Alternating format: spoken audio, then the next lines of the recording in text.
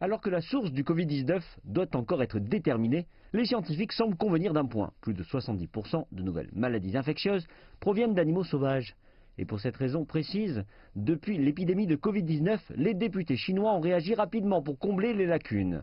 Le 24 février, la haute législature chinoise a publié une interdiction nationale du commerce de la vie sauvage et de la consommation d'espèces appartenant à cette catégorie. Une décision appuyée par le professeur Yang Zhaoxia qui a étudié la loi sur l'écologie. La législation actuelle concerne principalement l'aspect écologique de la protection de la vie animale sauvage. Les animaux, comme les chauves-souris, n'ont pas été inclus dans la loi de protection. Désormais, nous voyons que ces animaux sont hautement capables de transmettre le virus et donc cette interdiction a été émise pour éviter de tels risques d'atteinte à la santé publique. Mais adopter une interdiction n'est que la première étape. 2 mois plus tard, le comité permanent de l'APN a délibéré sur 2 lois connexes, l'une sur la prévention de l'épidémie animale, l'autre sur la biosécurité. Plus tard cette année, les députés vont amender la loi nationale sur la protection de la vie sauvage. La loi est entrée en vigueur en 1989 et a été amendée à 4 reprises jusqu'en 2018. Le professeur Yang, qui a participé aux précédents amendements, déclare cette fois que l'accent doit être mis sur la classification. Actuellement, il existe 2 classifications de la vie sauvage, ceux qui habitent dans la nature et ceux qui y sont artificiellement placés.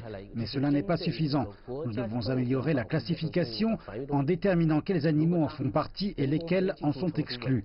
Par exemple, ceux qui se reproduisent grâce à la technologie mature et ceux qui sont conformes aux standards sanitaires et qui devraient être autorisés sur les marchés. Yang déclare qu'une fois que les classifications seront spécifiées, les peines encourues devront être d'importance égale. Un autre expert, Zhang Hong, un membre du haut corps politique consultatif, appelle à améliorer la mise en œuvre de la loi.